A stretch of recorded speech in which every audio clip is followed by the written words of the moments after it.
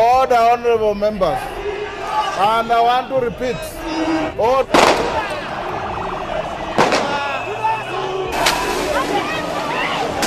A powerful majority is on the rise with a particular vision for Kenya. They have violated our constitution and we want that to change. Reject finance bill! Reject! They recently briefly seized control of parliament and set part of it ablaze. Mr. Speaker, sir, I'm here to address you. By now, we have nothing to lose. They are saying no to bad leadership.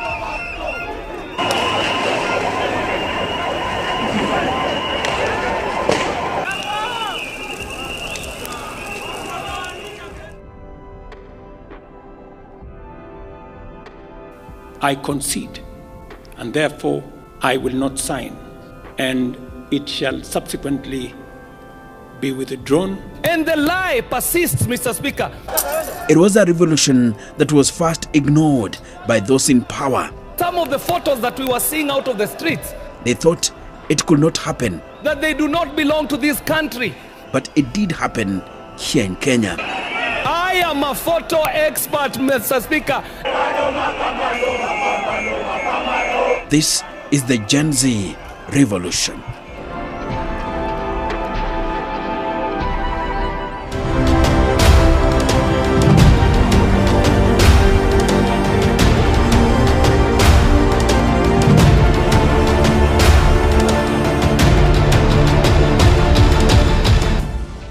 He's the only one who can bring clinker.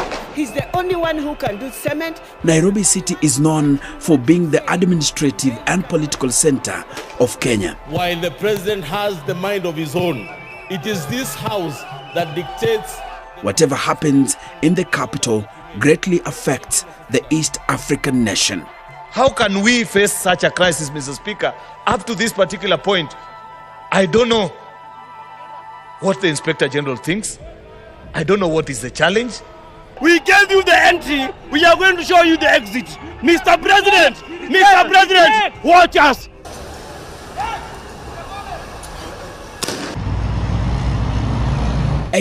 June 2024. A bold and new generation of young Kenyan protesters emerge on the streets of Nairobi. Reject that!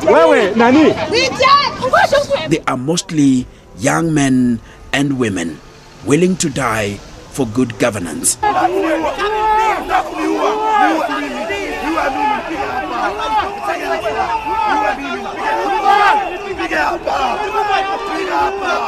His team or his administration has had this sense of being very arrogant.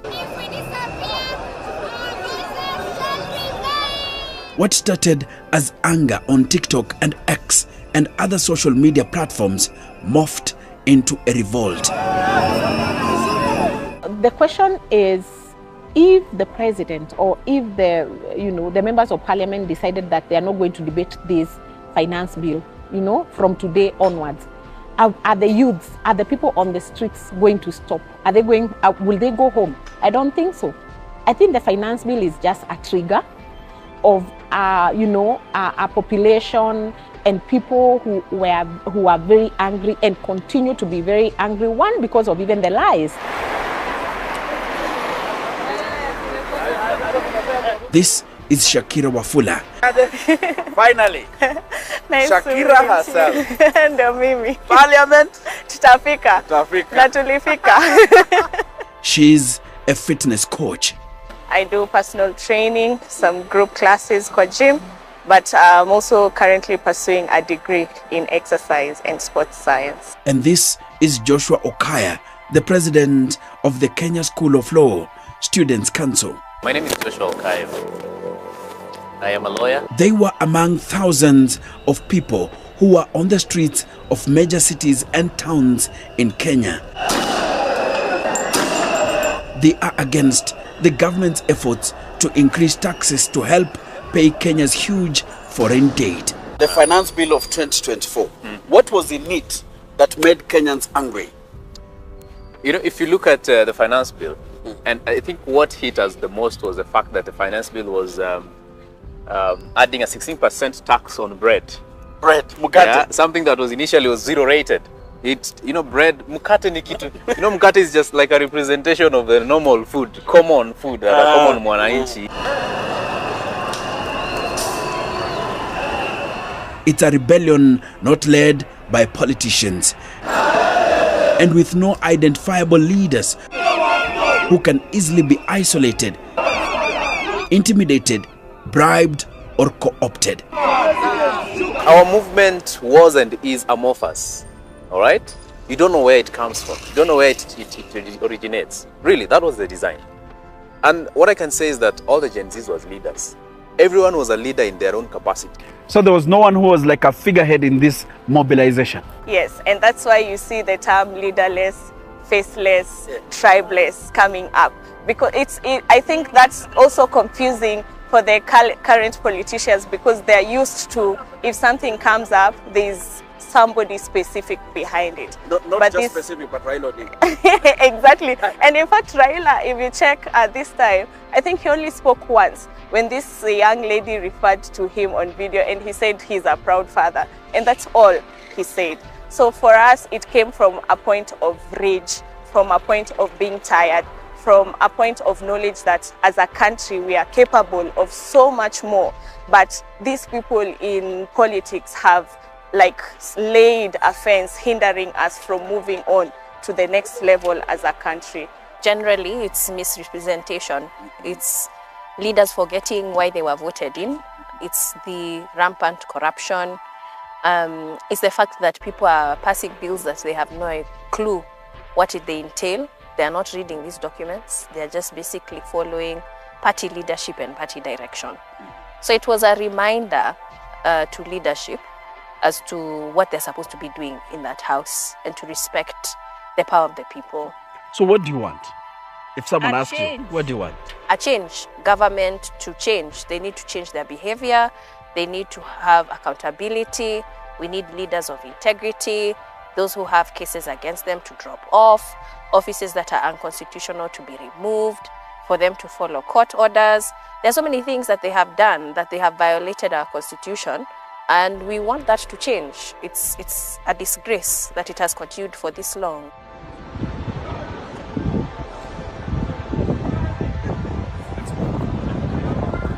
Issues of people in public offices displaying lavish lifestyles.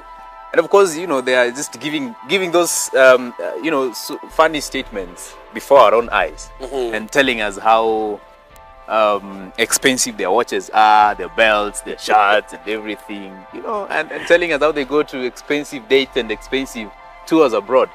So it was a whole, you know, compilation of vices that resulted to now going to the streets to agitate for economic liberation. The public display of wealth and opulence, unless members of the public can quickly see where you've gotten it, they will not be happy. We want to reject the wastefulness of the members of parliament who do not represent us, the illegality of the offices that have been put up in place and they are not constitutional. Which offices are you talking about? I'm talking about one that I take personally like offensive is the wives of the president, of the vice president, of the prime cabinet secretary, of which that office is not even constitutional in the first place. And I believe when Kenyans were putting these people in place, we only had pictures of them and not their spouses. And if anything, these spouses are not even working towards anything, towards the betterment of Kenyans. And we have seen even the price or the amount going toward luxurious cars almost tripling. You know, spouses can do things. You know, they have every right to contribute to society, but they can fundraise on their own. They can form their own foundation and fundraise on their own. They do not have to use taxpayers' monies to be able to want to give back to society. That they are not the ones that we elected. We elected their spouses, not them.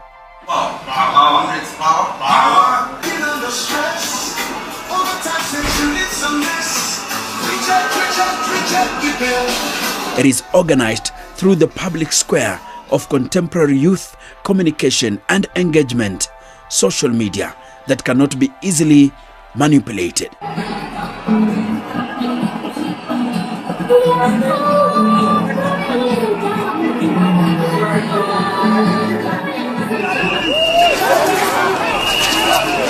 These protesters, who feel Kenyans are already overtaxed with little to show for it, brave tear gas lobbed by police to march through the capital Nairobi, bringing the city's central district to a standstill. Larry Mawako says the Gen Zs are not just mere protesters, they are also content producers and distributors. The organizing was very much online in terms of messaging members of parliament. I know one who said he got up to 20,000 messages, and he had to travel. He had to actually travel to Embu and see, is this a bot being used to text me with different numbers, so it looks like a lot of people. And he said he went to each and every single ward in his constituency, and he would just randomly talk to people and ask them about their finance bill. And he said he could not find a single yes. And that's what just made him, travel back to Nairobi, and that's how he voted no. Every part of their intense confrontations with police officers is captured and live streamed on their smartphones. We are not going anywhere. We are rejecting the finance bill. Parliament should have Something seen as a game changer as far as mobilization was concerned. The fence I was holding on to is the fence of Cardinal Otunga Plaza. So it's that street just before the last roundabout you get to Parliament. So to be honest, at that specific point in time, I was taking a breather. I was tired, I was exhausted. I had outrun my energy that day. I was barely breathing because of the tear gas and everything. So I decided to take a rest at the fence. And I think that is what triggered me most, because at that particular point, I wasn't doing anything. I wasn't inciting anyone. I wasn't picketing. I was just taking a rest. And this bunch of police came towards me and they wanted to harass me. In fact, one held a baton over me and the other one was moving towards carrying me so that they can take me away from that position. I think my emotions overtook me and I found myself in that position. Do you remember the exact words you said? Do you remember? I don't actually remember from that point. I remember from watching and rewatching the video, because a lot of people have sent it to me, a lot of people have tagged me, and yes, I said I'm here for my people, I'm here for your rights, because as in we wanted to reject the finance bill. Now kasema Parliament tutafika. Occupy Parliament and reject Finance Bill 2024 hashtags are used to rally protesters. The youthful demonstrators showed up in huge numbers, vowing to ensure that their discontent did not end with just a hashtag or meme. I am very proud of our young people. They have stepped forward tribeless. They have stepped forward peaceful. And I want to tell them, we are going to engage them. Then why are you doing this? Why are you doing this? Why? More than 200 young protesters are arrested and detained on the first day of protests. Despite having no visible leader, these protests have attracted the attention of everyone. Advocates working on pro bono are eager to have some of them released from police custody. But what is so unique about the first day of protests is that there was no looting, destruction of property, and stone throwing, as is usually the case.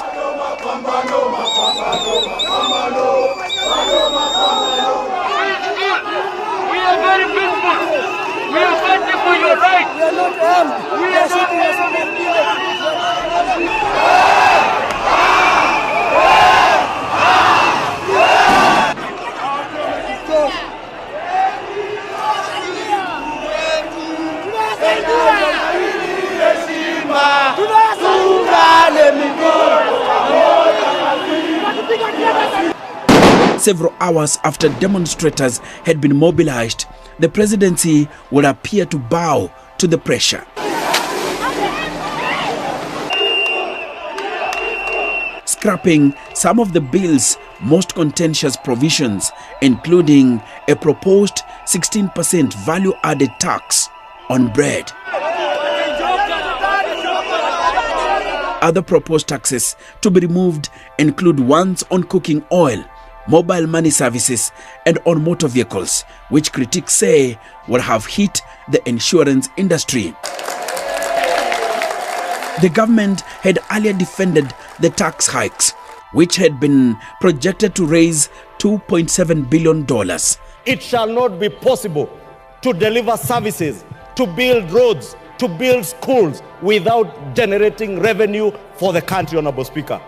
We cannot be a country that lives on debt, Honorable Speaker. President Ruto said it needed to cut reliance on external borrowing. When this administration came to power about 2 years ago, our fiscal deficit as a percentage of GDP was at 6.7%. We were projected to borrow 1.1 trillion shillings, Honorable Speaker, in the first year of this administration. That today, Honorable Speaker, with the budget that this House adopted 2 or 3 weeks ago, has gone down from 6.7 to 3.4%. That is on account of sound economic policies. It is on account of doing what is right rather than what is popular. I now propose the question that Clause 12 be amended as proposed. At this point in time, MPs are now debating the revised bill and are expected to vote on it the following Tuesday. As of that opinion, say aye. Will as many as of the contrary opinion say nay? The ayes have it. Amending the bill was not enough. We are rejecting it, every clause. We are not asking for any amendment. We are asking for them to reject it. Everything, withdraw it. The money that she uses to travel, ajipange, ametuharibia economy.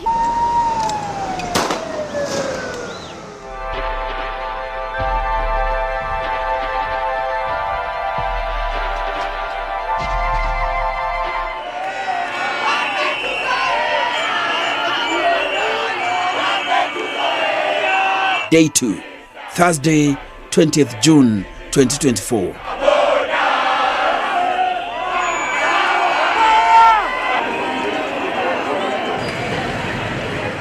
The young protesters are back again, a little more agitated. Their cries and demands have been ignored by the government.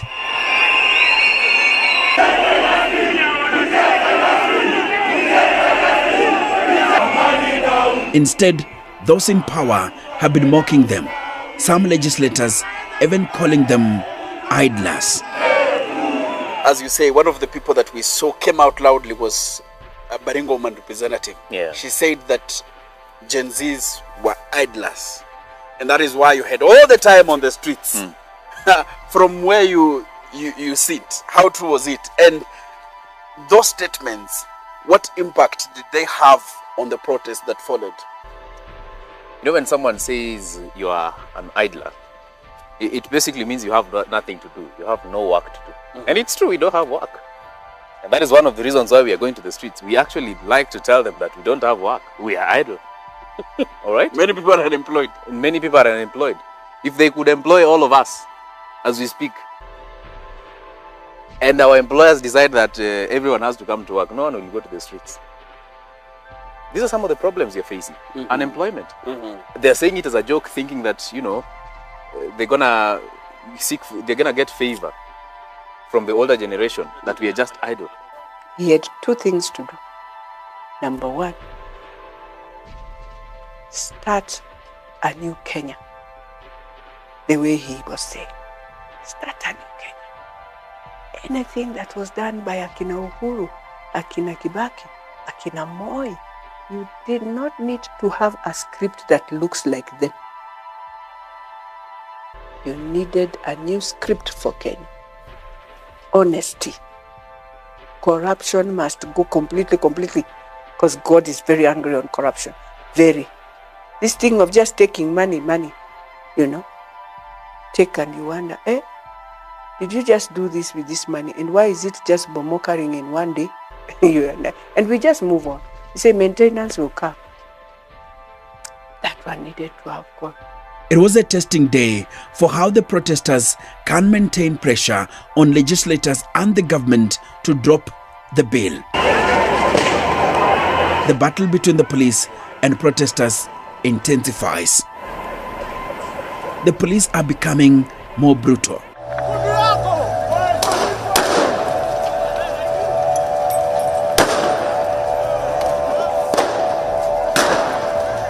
The number of arrests and abductions is also increasing.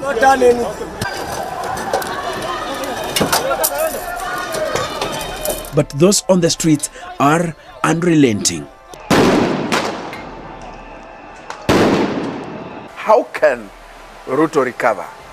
I think he needs to listen to the people. That's the only way.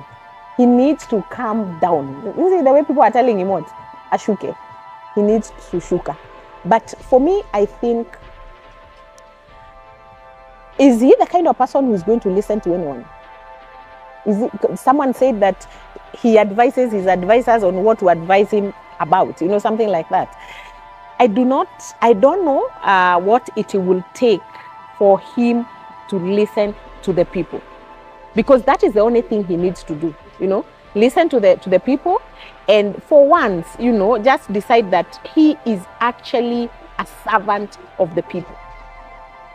If he does that, then things can change, but I'm not sure that he's ready and willing to do that. How do you impose VAT and increase the cost of all those things? It is unfortunate. At this time, lawmakers are debating proposals to bring in new taxes. Have gone through. The anger of mainly youthful protesters is slowly turning into rage, and majorly focused on the government of President William Ruto, which they accuse of failing to fulfill their campaign pledges. A lot of times people will look for government services. What government service have I been provided for? And the first thing people will look at, especially young people, is healthcare, because this is childbearing age. Most people in hospitals today, if you were to walk in, is going to be childbearing mothers or children. But a lot of the public hospitals that we have are still lacking even medication and the most basic of facilities. So in complete agreement, because when we're paying all this tax, you want to be able to feel a sense of security that it's going to get back to me.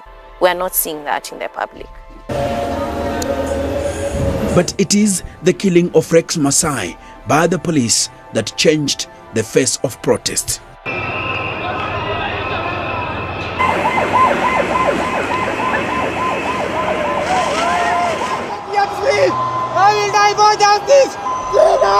In the cat and mouse game between the protesters and the police that evening,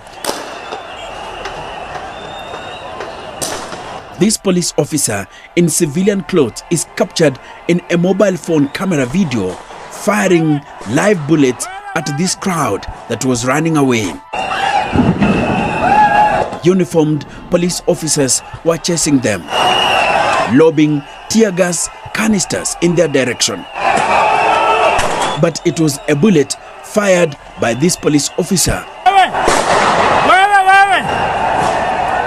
that hit 29-year-old Rex Masai in the upper middle part of his left thigh.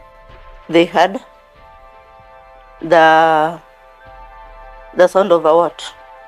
Tear gas. So looking behind, they saw people running. So they had to run. So the friend ran in front. Rex was left behind. So on looking behind, he saw Rex limping.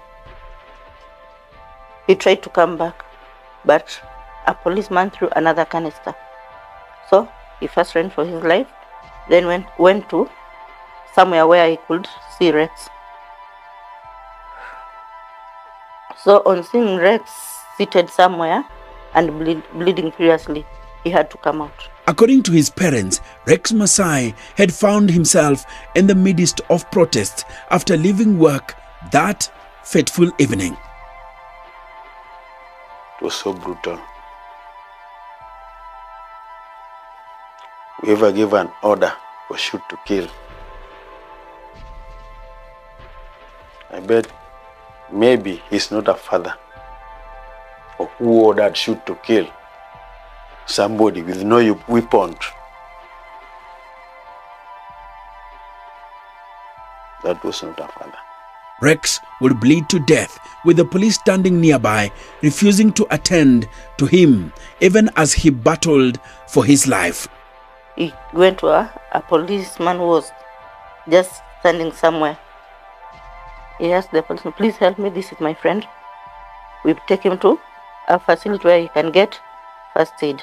The only thing he got, the answer he got, mwacha kufe huko. That was the response the policeman gave him. So he was bitter, he went to Rex. So he begged for sympathizers to help him carry Rex. Someone, I don't know, there are some boys, like 3 boys. They dragged Rex, they crossed that road to a nearby facility by the name Bliss. On arrival at the facility, he was pronounced dead. Even I have a footage of the cop who shot my kid. He has not been apprehended. And he did it again the other day, shooting live bullets again. It's the same guy? The same guy. The one wearing blue? Yeah. He did it again.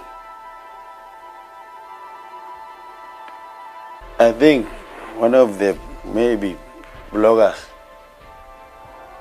and he was shooting direct to journalists like you. Tear gas, direct in the faces. Bullet, gun. I saw the one. Not bullet. I saw the one with it was tear this, gas direct. not tear gas. Gun. To the media, direct.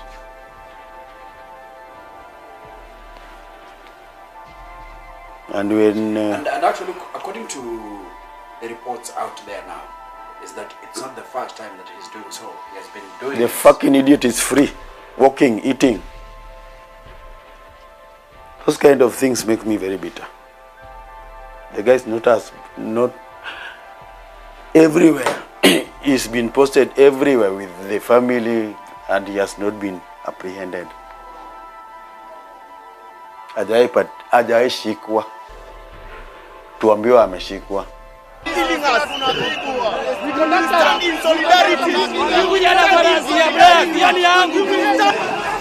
Anger had reached fever pitch.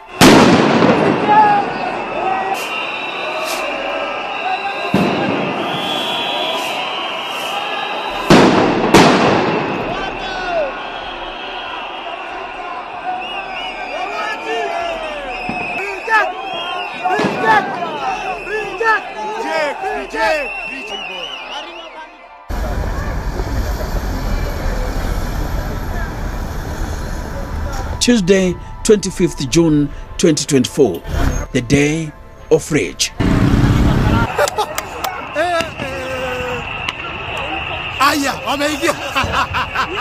They came from all corners of the capital city. It was the second week of protest, and hundreds of thousands had taken to the streets of Nairobi and several other cities and towns. An online, leaderless youth movement had gathered momentum. They had one rallying call: occupy Parliament.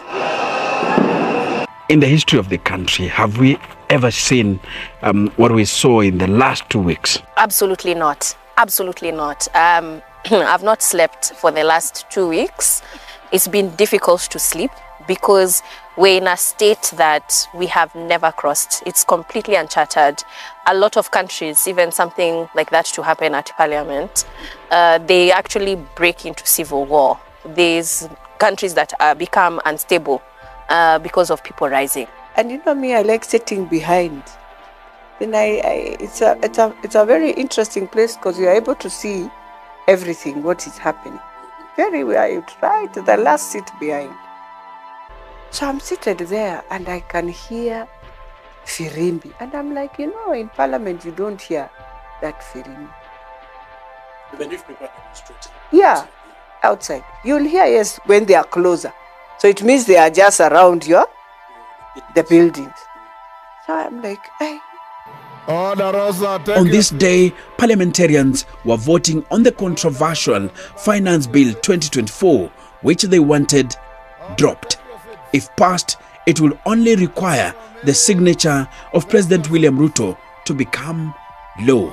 They wanted that stopped at all cost. But forward, they have had to... But legislators from the ruling coalition were having none of that. That clause 60 be amended as proposed. I now put the question that clause 60 be amended as proposed. Will as many as of that opinion say aye? Will as many as of the contrary opinion say nay? The ayes have it. They had expressed instructions from State House to pass the bill despite intensifying protests. So in the morning we said, okay, we shall put on our masks and just watch. We ended up doing that, so they were able to go close by close in terms of the amendments. When they say, all we were saying is reject the bill. William Ruto had become one of Kenya's most loved presidents on the international stage, but back at home, his popularity was dropping like flies. The cost of living had become unbearable for many. The rate of unemployment is skyrocketing, and corruption in government is second nature to breathing. Kenyans are furious.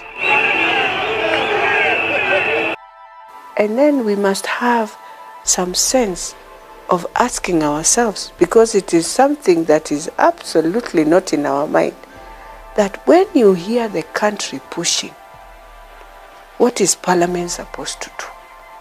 We have learned our lessons. It's not about the executive. Parliament needed to have just burst the balloon. The bill is passed in Parliament despite the demonstrations that had attracted much bigger numbers. Now, yes, 195, no, 106, spoiled 3. The ayes have it. The charged protesters would become even more enraged. Then my former staff calls me and says, Mama Dago, sisi tumesha maliziwa, mujue wamnefika na ni wengi. Yani vijana tu wameamua ni wengi. So simfanye tu mtoke kwa hiyo bunge. Siwe utoke. They start charging towards Parliament buildings. To try and stop them, police officers opened fire on the crowd that had massed around Parliament. Some were felt in front of cameras. One of them, Erickson Chalo Mutisia. Others included Ibrahim Kamau. Muhammad Rasulullah. Muhammad Rasulullah.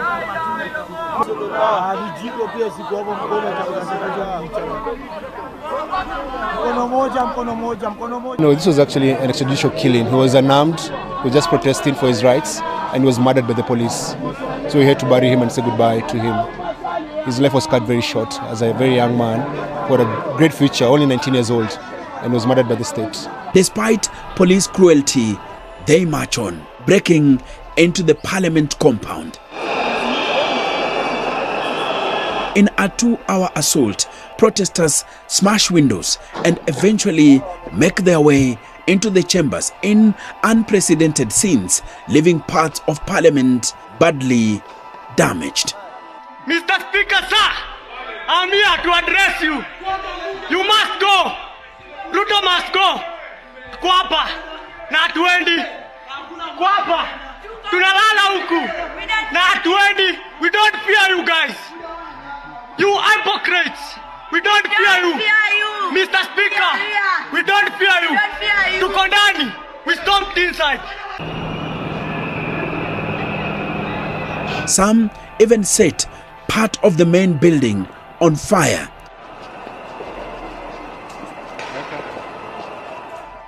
But we were praying also that everyone just goes home to their families. And the most sad part, Enoch, is that I don't know whether all of us are thinking that way. But you imagine in the 13th Parliament goes down to history. A parliament that was burnt. A parliament that young people died in. Their brains were just sprayed in the corridors of parliament and everything. A parliament that we have no plan in terms of when you have a disaster, fire. We've never done a drill. People don't know exits. I'm hoping those are lessons. Later in the evening, the president calls the storming of parliament an act of treason conducted by criminals. It is not in order or even conceivable that criminals pretending to be peaceful protesters can rain terror against the people, their elected representatives, and the institutions established under our Constitution, and expect to go scot-free. We must isolate crime from democratic expression and separate criminals from people exercising the freedom of expression and divergent opinion. But having thought it through during the night, and with pressure increasing than reducing, the president changed tune. And following the passage of the bill, the country witnessed widespread expression of dissatisfaction with the bill as passed, regrettably resulting in the loss of life, destruction of property, and desecration of constitutional institutions. I concede, and therefore I will not sign as the a country. GenZs had forced the most powerful man in the land to the reject people of Kenya and withdraw the finance bill into parliament. Because we have gotten rid of the Finance Bill 2024, it is necessary for us to have a conversation as a nation going forward. How do we manage the affairs of the country together? How do we manage our debt situation together? How do we work on the budget with the deficits that now exist together? But the aftermath of the storming of parliament will see the military deployed on the streets, several people abducted, with some to be later found dead. My name is Enoch Sikolia, and I am the Kenyan historian.